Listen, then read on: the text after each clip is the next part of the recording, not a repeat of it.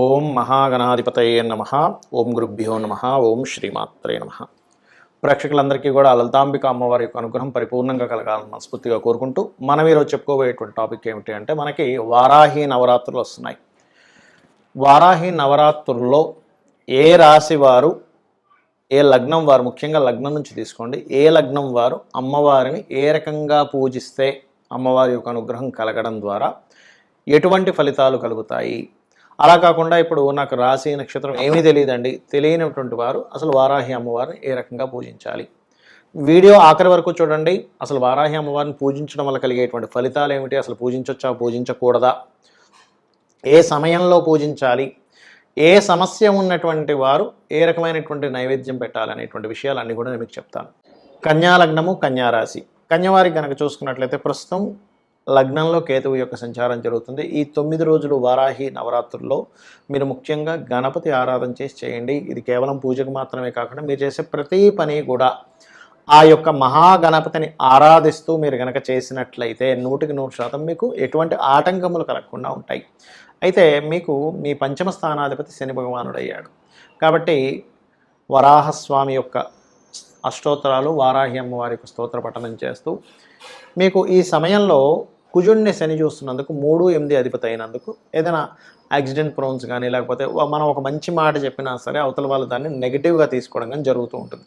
అంటే మిస్కమ్యూనికేషన్స్ జరుగుతుంటాయి. ఆ మిస్కమ్యూనికేషన్స్ రిలేటెడ్ సంబంధించినటువంటిది తీసేస్తుంది ఈ యొక్క అమ్మవారి యొక్క ఆరాధన చేయడం ద్వారా. అయితే ఈ అమ్మవారిని ఎలా ఆరాధించాలి ఏమిటి అని చెప్పి చూసుకున్నట్లయితే ప్రధానంగా మీరు ఈ అమ్మవారి యొక్క ఆరాధనలో మీరు బెల్లముతో చేసినటువంటి పదార్థాన్ని గూడాన్నము అంటారు. గూడాన్న పదార్థాన్ని అమ్మవారికి నివేదించండి 9 రోజులు కూడా. లేదంటే ఇంకా వేరే కూడా నాకు ఇష్టము, పులిహోర చేస్తాను, చక్కెర పొంగలి చేస్తాను, లేనట్లయితే పాయసాన్ని నేను చేస్తాను అనుకునేటువంటి వారు అది కూడా మీరు ఇవ్వవచ్చు.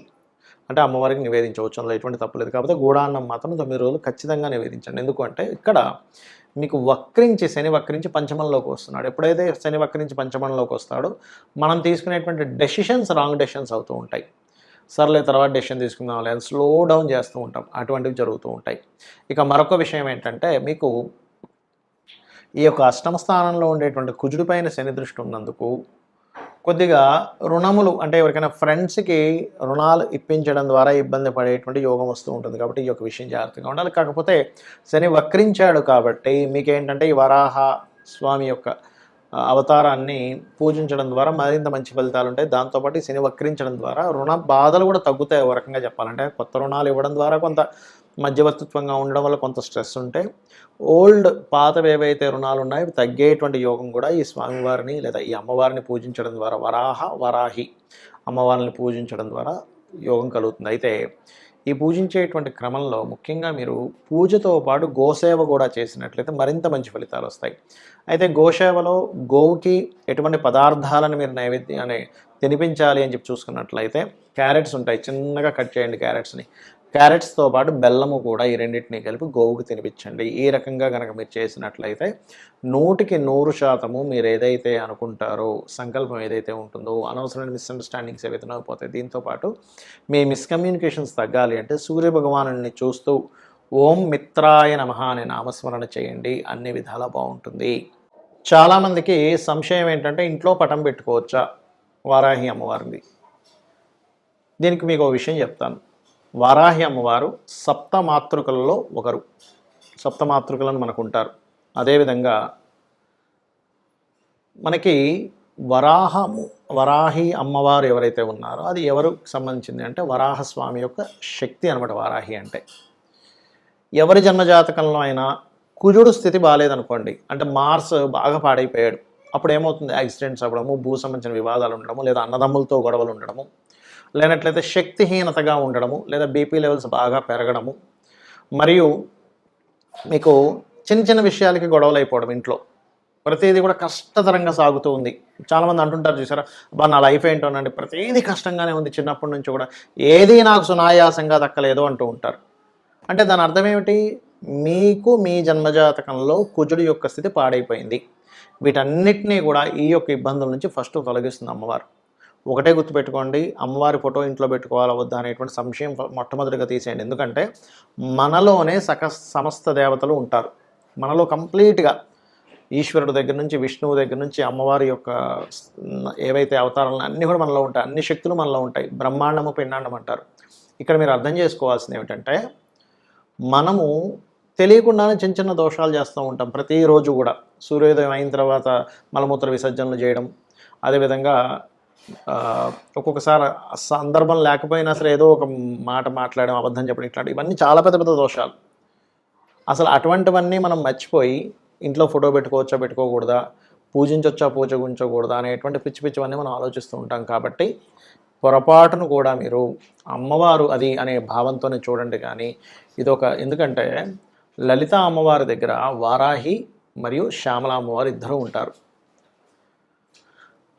ఈ యొక్క వారాహి అమ్మవారి పూజిస్తే ఎటువంటి ఫలితాలు కలుగుతాయి అంటే, ముఖ్యంగా స్థిరత్వం అనేటువంటిది పెరుగుతుంది. స్టెబిలిటీ అంటారు చూసారా. కొంతమంది అంటుంటారు, ఏమండి మా పిల్లవాళ్ళు ఎందుకో, మా అబ్బాయి లేదా మా అమ్మాయి కుదురుగా ఉండట్లేదండి.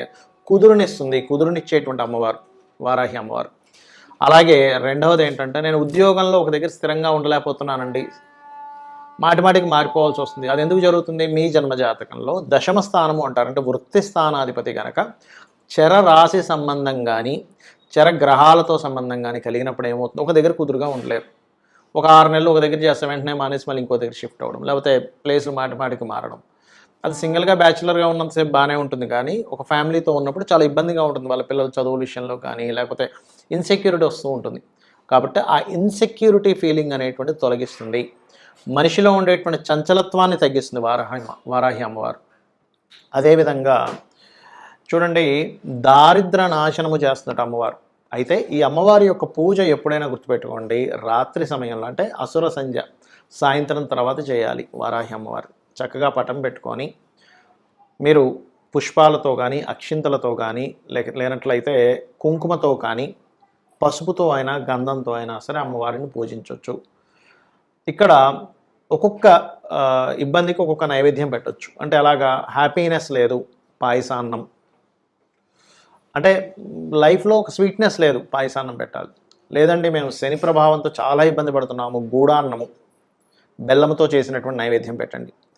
అలా కాదండి, మేము గురుబలం లేక మాకే పనులు అవ్వట్లేదు, మీరు పసుపు అన్నము, హైద్ర అన్నం అంటారు, అంటే పసుపుతో తయారు చేసినటువంటి పులిహోర లాంటిది పెట్టవచ్చు. అదేవిధంగా మానసికమైనటువంటి సమస్యలతో బాధపడుతున్నాము, చలివిడి నైవేద్యంగా పెట్టండి. అలాగే శత్రుపీడ పోవాలి, శత్రువులతో బాగా ఇబ్బంది ఉందండి మాకు అనుకున్నప్పుడు రకరకాల ఆకులు, రకరకాల పుష్పాలతో పూజ చేస్తారు. ఆ రకంగా ఏంటంటే మీకున్నటువంటి సమస్యని అమ్మవారికి చెప్పుకొని చేయాలి. అయితే చాలామంది పెద్ద పెద్ద వాళ్ళు ఏం చెప్తారంటే, ఎవరు పడితే వారు చేయకూడదు అంటూ ఉంటారు. ఎందుకు చెప్తారు అలాగా అంటే, ఇవన్నీ దేవతా స్వరూపాలు ఎలాంటివంటే తొందరగా ఫలితాన్ని ఇచ్చేటువంటివి. ఒక ఎనర్జీ మన దగ్గర ఉన్నప్పుడు, అయితే చిన్న ఎగ్జాంపుల్ చెప్తాను చూడండి. సరైనటువంటి అవగాహన లేనటువంటి ఒక వ్యక్తికి, అంటే చిన్న పిల్లవాడికి ఎవరికి గన్ ఇవ్వం మనం, ఎందుకు, వాడు ఇష్టం వచ్చినట్టు కాల్ చేస్తాడు. ఆ బుల్లెట్ వెళ్ళి అది మంచివాడా చెడ్డవాడా సంబంధం లేకుండా వాడిని కాల్ చేస్తుంది ఆ బుల్లెట్ వెళ్ళి.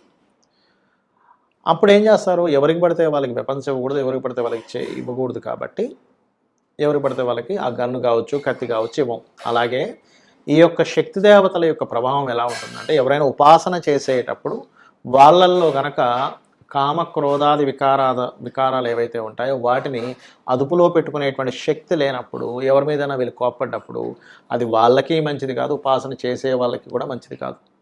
అంటే ఇద్దరికీ దెబ్బ కొడుతుంది అది. అందుకని పూర్వం గురువులు ఏం చేసేవాళ్ళు అంటే, ఈ వ్యక్తిలో స్థిరత్వం ఉంది, మానసికంగా బాగా పరిపక్వత చెందారు, ఇతను ఎటువంటి కామక్రోధాది వికారాలకి లొంగడు అనుకునేటువంటి వ్యక్తికి మాత్రమే ఈ యొక్క వారాహి సంబంధించినటువంటి దానికి సంబంధించినటువంటి ఏదైతే మంత్ర సంబంధం ఉంటుందో ఆ మంత్రాన్ని ఇవ్వడం కానీ, బీజాక్షరాలతో ఇవ్వడం కానీ చేసేవారు. దాదాపుగా సంవత్సరం, 2 సంవత్సరాలు, 5 సంవత్సరాలు కూడా చేసేవారు. ఒక శిష్యుడిని పరిశీలన చేసి అప్పుడు ఇచ్చేవారు. అప్పటి వరకు ఇచ్చేవారు కాదు. ఇవాళ రేపు ఉండేటువంటి కాలంలో అందరికీ ఇచ్చేస్తున్నారు. అందుకని ఎవరు పడితే వారు చేయకూడదు అంటూ ఉంటారు. అంటే ఏమిటి, ఒక వ్యక్తికి ఒక వెపన్ ఇచ్చినట్టే వారాహి చేసుకుంటున్నారంటే.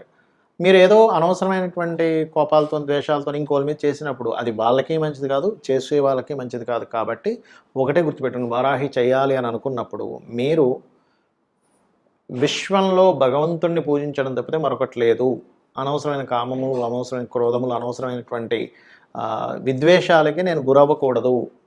ఇలా ఉన్నట్లయితే నేను చేసేటువంటి ఉపాసన ఏదైతే ఉందో వారాహి ఉపాసన నాతో పాటు వంశానికి కూడా ఇబ్బంది ఇస్తుంది. కాబట్టి నేను ఇటువంటి వేటికి నేను గురి అవ్వకుండా ప్రశాంతంగా నేను అమ్మవారి సాధన చేయడం కోసమే నా యొక్క జీవితాన్ని ఉంది అనేటువంటి భావనతో వరాహి చేయండి. ఆటోమేటిక్గా ఏమవుతుందంటే మీ వంశాభివృద్ధి జరుగుతుంది, మిమ్మల్ని మీరు ఉద్ధరించుకోగలుగుతారు. మీరు ఏదైతే సంకల్పం అనుకుంటారో, మీరు ధర్మబద్ధంగా మీరు ఏదైతే అనుకుంటారో అది ఖచ్చితంగా అమ్మవారు ఇస్తుంది మీకు. శ్రీమాత్రే